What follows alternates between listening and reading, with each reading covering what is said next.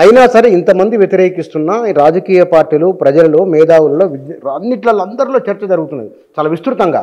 అయినప్పటికీ బీజేపీ అడుగు ముందుకేసి లోక్సభ నియోజకవర్గాల పునర్విభజన చేసే అవకాశం ఉన్నదా?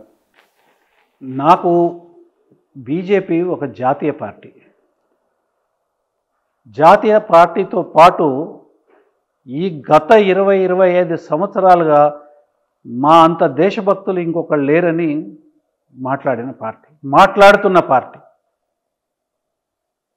దేశభక్తి నిజంగానే ఉంటే ఇలాంటి బాధ్యతారాహిత్యమైన పనులు వాళ్ళ రాజకీయ పబ్బం గడుపుకోవడం కోసం చేయకూడదు. ఇది పూర్తి బాధ్యతారాహిత్యమైన పని. ఒకవేళ కనుక వాళ్ళు 0.001% తగ్గించినా కానీ ఇది బాధ్యతారాహిత్యమే. తర్వాత ఒక ప్రాంతాన్ని ఇంకొక ప్రాంతం మీద రెచ్చగొట్టే కార్యక్రమం అవుతుంది, విభేదాలు సృష్టించే కార్యక్రమం అవుతుంది. కారణం చెప్తాను ఎందుకనంటే అది జరిగే అవకాశం ఉంది అనే ధ్యాసతోనే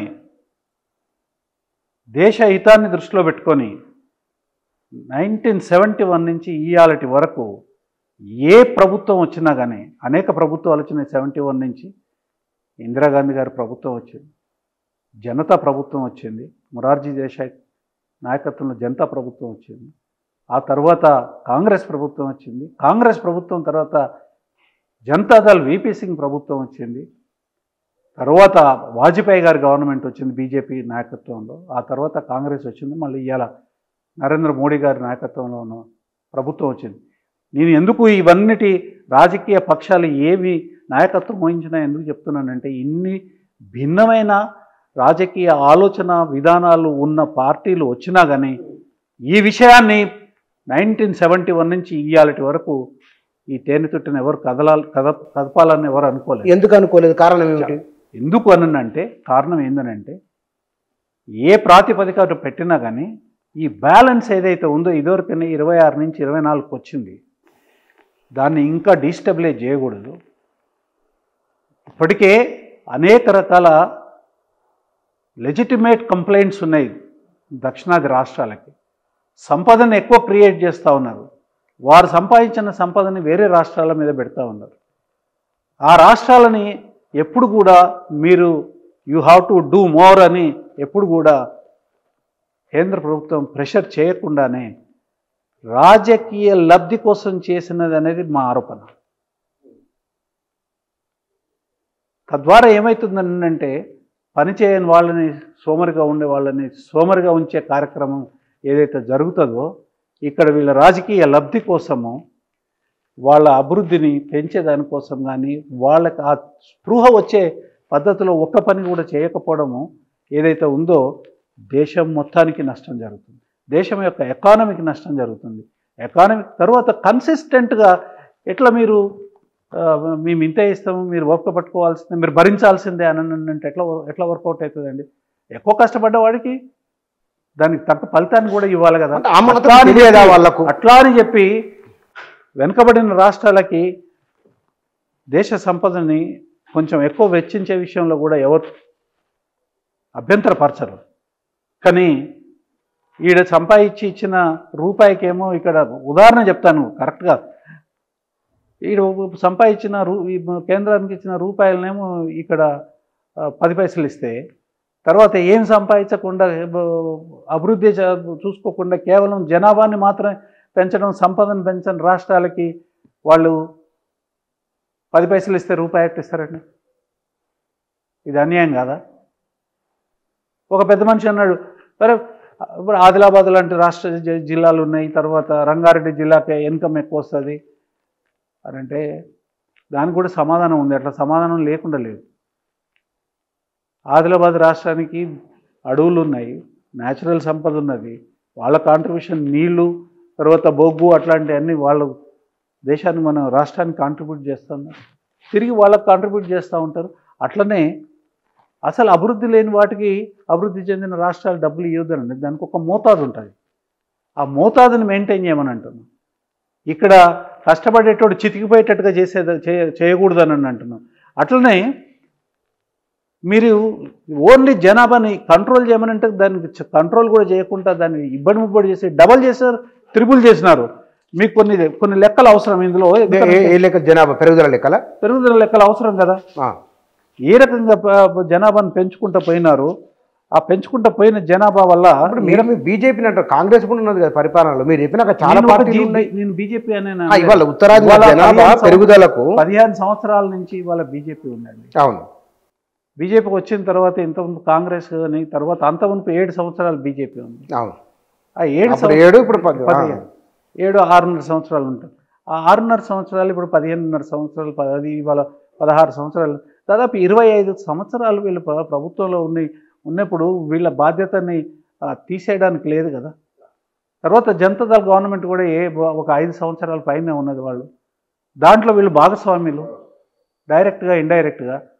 మీరు దాదాపుగా 75 సంవత్సరాల్లో 30 సంవత్సరాలు మీరు 32 సంవత్సరాలు మీరు పరిపాలన చేసి పూర్తిగా మాకేం సంబంధం లేదు, కాంగ్రెస్ చేసిందని కాంగ్రెస్ మీద కాంగ్రెస్ నెత్తిన ఇద్దరు ఒకటేనండి ఈ విషయాలలో. There is no difference between these two. అందుకని నేను అన్ని పేర్లు అన్ని ప్రభుత్వాలు దాన్ని సారథ్యం వహించిన పార్టీల గురించి కూడా చెప్తున్నాను దానికోసమే. మొదటిసారి అన్యాయం జరిగింది కాంగ్రెస్ చేతిలోనే. 71 వరకు కాంగ్రెసే ఉన్నదండి, వేరే ప్రభుత్వాలు రాలేదు. జనాభా పెరుగుదల చెప్పండి. మీరు జనాభా పెరుగుదల తీసుకుంటే పర్సంటేజ్ బీహార్ 1971 సెన్సెస్ ప్రకారము 4,21,00,000. 2021కి వచ్చే వరకు 12,30,00,000. డబల్.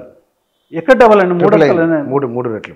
4 నుంచి ఇంకొక అదనంగా 4. ఉత్తరప్రదేశ్ 71లో 8,38,00,000. 2021కి వచ్చే వరకు 23 కోట్ల. మరి ఇది ఏ రకమైన పద్ధతి ఇది? మా తెలంగాణ విషయమే తీసుకుందాము. 1,88,00,000 ఉంది. అది కాసింత 3,70,00,000 అయింది. ఇక్కడ డబుల్ అయితే ఆడ 300 అవుతుంది. 3 టైమ్స్ ఎక్కువ. 3 టైమ్స్ ఎక్కువ. మరి ఇది కరెక్ట్ కాదు కదా.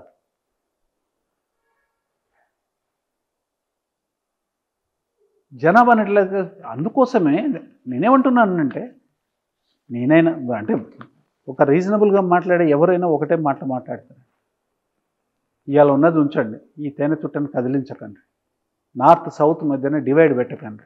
మీ ఓట్ల రాజకీయం కోసం సౌత్ ఇండియా మిమ్మల్ని తిట్టింది అని యూపీ దగ్గర పోయి మాట్లాడకండి. సౌత్ ఇండియా మిమ్మల్ని తిట్టింది బీహార్ దగ్గర మాట్లాడకండి. మీకు సీట్లు ఎక్కువ చేద్దామని అనుకుంటే వాళ్ళు అడ్డం పడిందని అన్నారు ఎవరన్నా. నేను చెప్తున్నా, అట్లాంటి రాజకీయాలు చేయొద్దు అంటున్నారు. నేనేం పేరు పెట్టలేదు కదా, ఈ రాజకీయ పార్టీ అనొద్దు, ఆ రాజకీయ పార్టీ అనొద్దు అని చెప్పలేదు. అది కరెక్ట్ కాదు. దేశం సమైక్యంగా ఉండాలి, సమైక్యంగా ఉండే సాధించేదానికి అవకాశం ఉన్నది. ఒక ఆరోగ్యకరమైన లిమిట్ ఉండాలి జనాభా పెరుగుదలకి. ఆ లిమిట్ని ఇవాళ సాధించాల్సిన అవసరం ఉంది. అది సాధించమని చెప్పండి. ఈ లోపల మీరు పెంచండి. ఇప్పుడు ఇవాళ సడన్గా ఎందుకు వచ్చిందండి ఈ ప్రభుత్వానికి 33% పెంచుతా, అది డీలిమిటేషన్ చేసి సీట్లు పెంచుతామని దేనికి వచ్చింది చెప్పండి?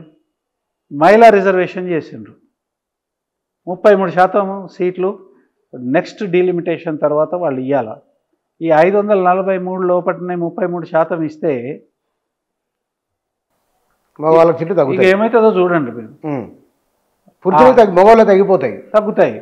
ఇది తగ్గకుండా మరి వీటిని తగ్గకుండా వాళ్ళకి 33% వచ్చేటట్టు చూడాలా.